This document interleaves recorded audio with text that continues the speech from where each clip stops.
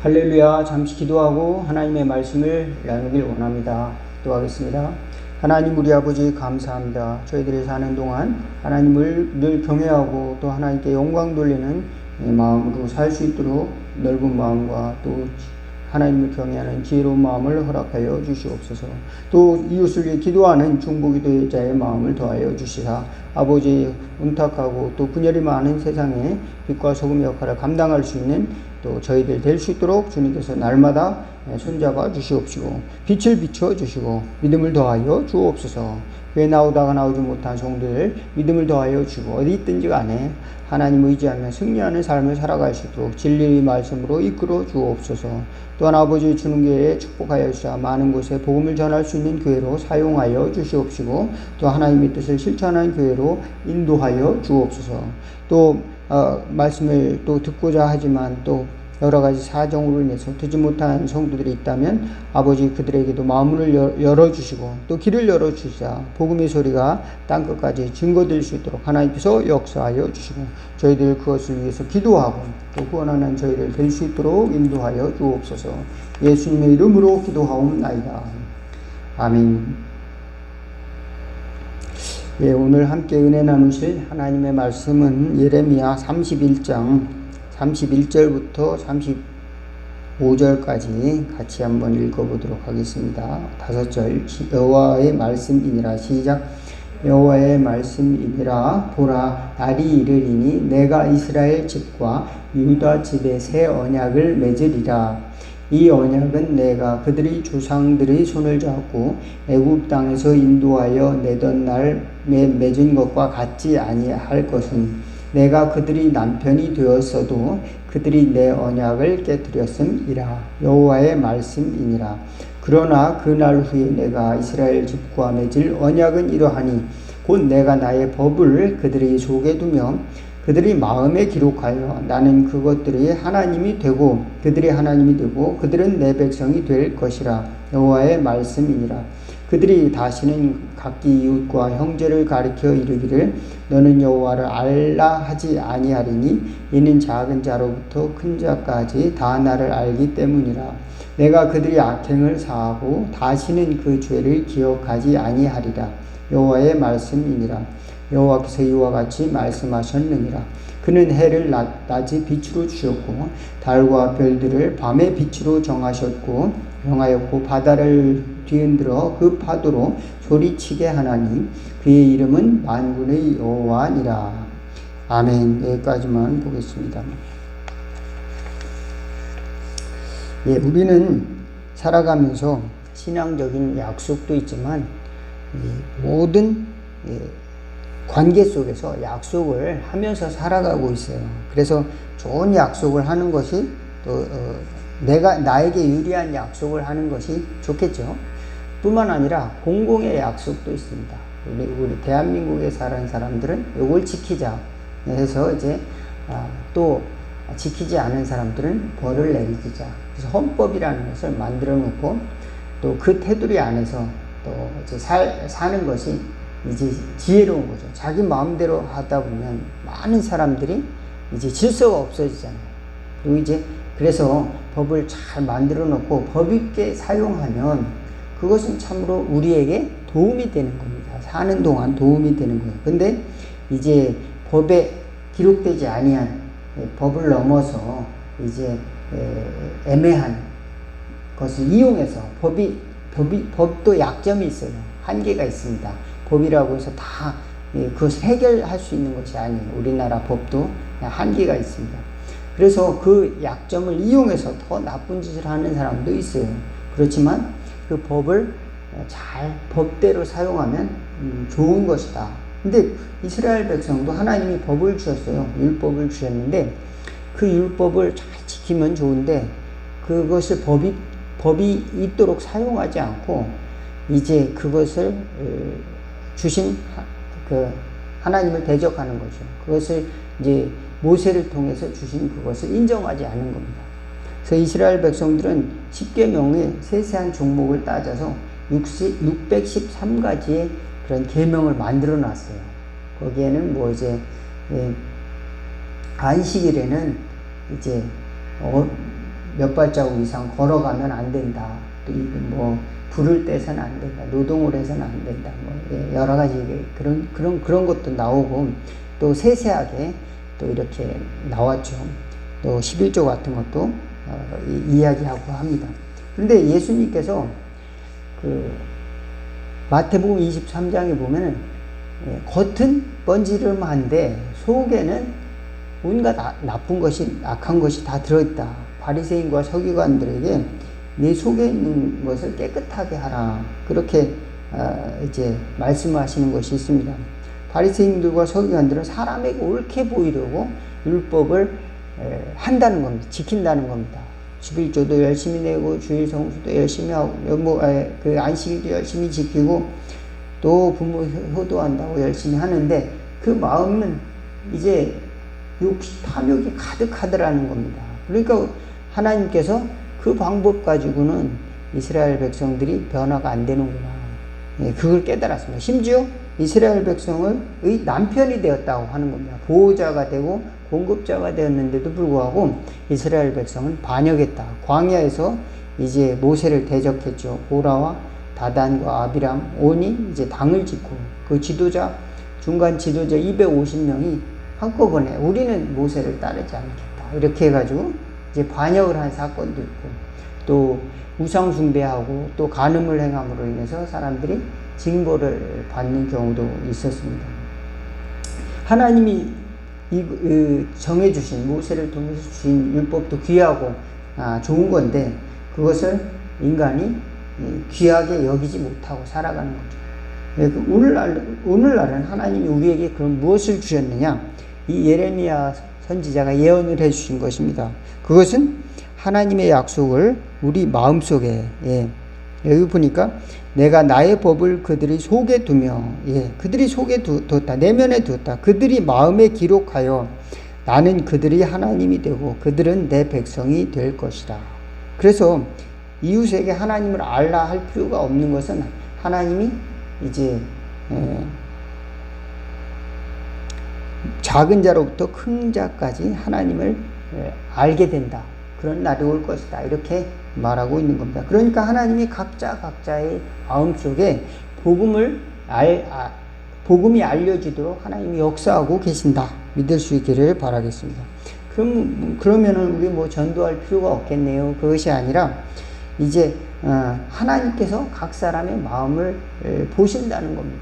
그러니까 우리는 예수님께서 복음을 전하라고 했으면 그 말씀을 순종하고 따르는 의미에서 무엇인가를 하는 거지, 내가 저 사람의 마음을 변화시키고 내가 저 사람의 영혼을 구원하겠다, 이런 마음의 태도를 갖는다면 실망할 수가 있는 겁니다. 왜 그러냐면 이 마음을 바꾸는 게 쉬운 게 아니잖아요.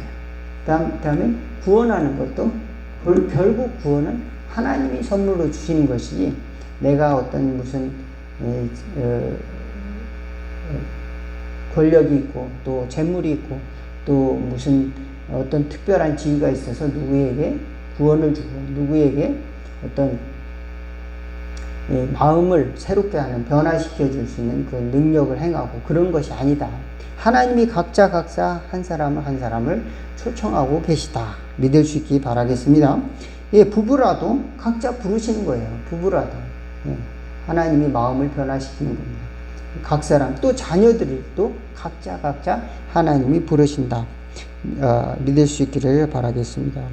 이 율법을 잘 사용하면 좋은데 그것을 교묘하게 바꿔서 하나님을 섬기는 대신에 자기 의를 내세우고 자기가 더 높아지는 것은 또 일종의 우상이 되어버리는 것입니다. 그래서 사람들에게 보이기 위한 어떤 신앙적 행위를 우리는 삼가할 줄 아는 그런 것들을 이제 피하면서 하나님께 영광 돌릴 수 있는 지혜를 갖는 신앙의 지혜가 있기를 주의 이름으로 축원을 드리겠습니다. 또 다른 사람의 신앙에 대해서 쉽게 판단해서는 안 되는 것도 있어요. 왜냐하면 겉보기로 저 사람은 저렇게 열심히 하고 대단한 것 같다. 그런데 여기 보니까 예수님은 마음의 중심을 보신다는 겁니다. 그래서 성전에 헌금을 하는 과부의 2 렙돈을 오늘 헌금 낸 중에서 가장 많이 냈다. 이렇게 하고 칭찬을 해주셨어요. 두 랩돈은 우리 돈으로 몇천 원 밖에 되지 않아요. 3천 원 뭐 정도밖에 되지 않은 3천 원, 4천 원 정도밖에 되지 않은 그런 돈인데 가장 많이 헌금했다. 예. 그런데 어떤 사람들은 자기 의를 가지고 수백억 있는 사람이 저 몇백만 원 냈다고 하면 돈 많이 냈네 이렇게 생각할 수 있지만 예수님이 눈으로는 다르다. 이 마음의 중심을 보시고 계시다라는 겁니다.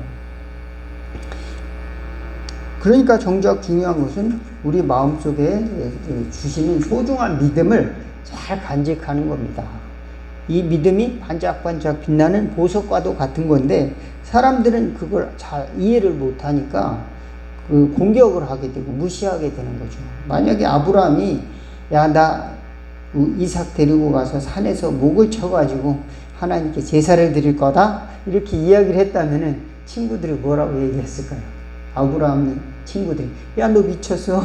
너 지금 제정신이야? 이렇게 이야기할 겁니다. 그 부인도 아마 바지 가랑이를 잡고 이 남편이 미쳤나 왜 아들을 죽인다고 저러지? 좀 나이가 먹으니까 이게 좀 정신이 이상하게 된 거 아니야? 그렇게 생각할 수도 있을 것입니다. 그렇지만 아브라함은 하나님을 믿었어요. 없는 것 가운데서도 생기게 해주시는 하나님인데 하나님께 드린다면 또 하나님이 주신다는 그런 믿음을 가지고 있었습니다. 그래서 하나님의 뜻이 무엇인가 궁금했던 이 아브라함은 하나님께 순종하는 자세로 나갔던 거예요. 끝까지. 그랬을 때 하나님이 또 막으셨습니다.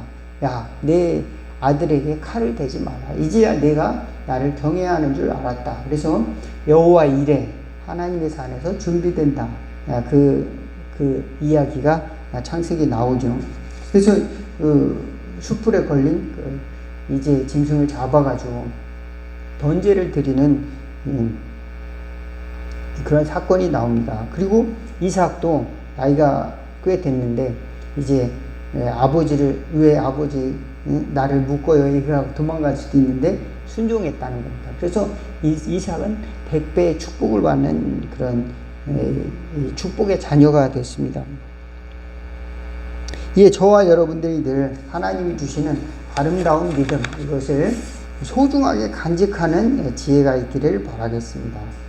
그래서 우리 믿음을 지키기 위해서라도 우리 다른 사람으로부터 일부러 오해받을 일을 하는 것이 아니라 편안하게 지낼 수 있도록 편안하게 지내는 삶을 보존할 수 있도록 이웃을 위해서 또 위정자들을 위해서 또 권력 있는 사람들을 위해서도 기도할 수 있는 지혜가 있기를 바라는 것입니다. 왜냐하면 우리가 신앙생활하는 가운데 가장 소중한 것, 믿음, 하나님이 주신 믿음과 사랑과 소망 이런 것을 지키기 위해서 우리는 또 그렇게 하는 것입니다.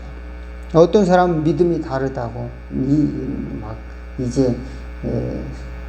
서로 싸우고 이런 일들이 많이 있는데 우리는 하나님이 나에게 주신 믿음, 선하고 아름다운 것을 지킬 수 있는 은혜가 있기를 바라는 것입니다. 디모데후서 1장 13, 14절에 보면 바울은 이렇게 얘기합니다. 너는 그리스도 예수 안에 있는 믿음과 사랑으로서 내게 들은 바 바른 말을 본받아 지키고 우리 안에 거하시는 성령으로 말미암아 내게 부탁한 아름다운 것을 지키라 그랬습니다. 그렇습니다. 하나님께서 우리 마음속에 아름다운 것을 주시고 또 우리를 축복하기를 원하신다는 것입니다. 그래서 다른 사람은 다 이해하지 못한다 할지라도 우리는 믿음의 소중한 것을 꼭 붙들고 정금과 같은 그런 신앙으로 이제 나타나기를 저와 여러분들이 기다리는 것입니다. 그래서 연단된 그런 마음을 가지고 또 이제 시험을 이기는 그런 믿음을 가지고 승리하는 저와 여러분이 될 수 있기를 바라겠습니다.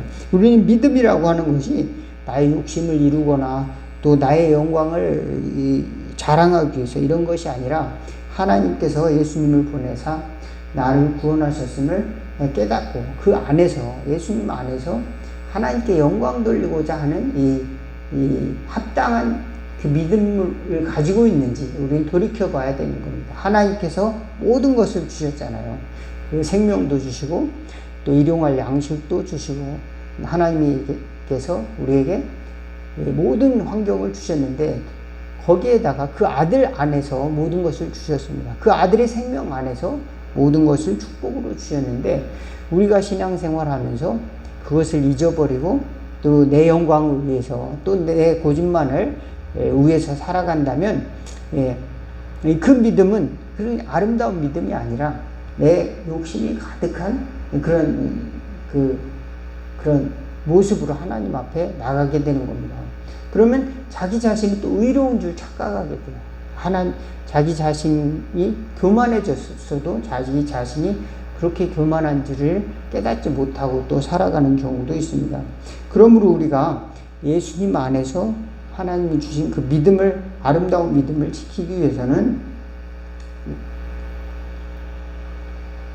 나를 위한 믿음이 아니라 하나님께 영광 돌리는 믿음, 내 자신이 세상의 욕망을 채우기 위한 믿음이 아니라 하나님이 나에게 부르심의 상을 위해서 달려가는 믿음. 바울이 그런 믿음을 가졌죠. 이제 이후로는 나를 위해서 의의 면류관이 준비되어 있다. 나의 달려갈 길을 다 갔다. 그렇게 표현을 하고 있습니다. 그리고 사도 바울은 자기를 위해서 상 주실 하나님이 있다는 것을 알았습니다. 저와 여러분이 쉽게 없어질 것을 때문에 목숨을 걸고 또 모든 에너지를 소비하는 것이 아니라 될 수 있으면 그런 것을 피하고 영원한 상급을 구하는 또 믿음의 세계를 구할 수 있는 저와 여러분 다 되기를 주의 이름으로 축원을 드리겠습니다. 기도하겠습니다. 하나님 우리 아버지 감사합니다. 우리 영혼을 구원해 주실 뿐 아니라 세상 살아가면서 시험과 환난에 빠질 때에도 주님께서 우리 인도하여 주사 하나님의 나라의 귀한 자녀들로 또 거룩하게 만들어 주실 것이라는 것을 믿고 하나님께 늘 영광 돌리는 마음, 또 하나님 나라를 위해서 헌신하는 마음, 또 가장 하나님이 주신 소중한 것을 믿음과 또 소망과 사랑을 붙들고 지키며 살아가는 저희들 될 수 있도록 은혜를 더하여 주옵소서.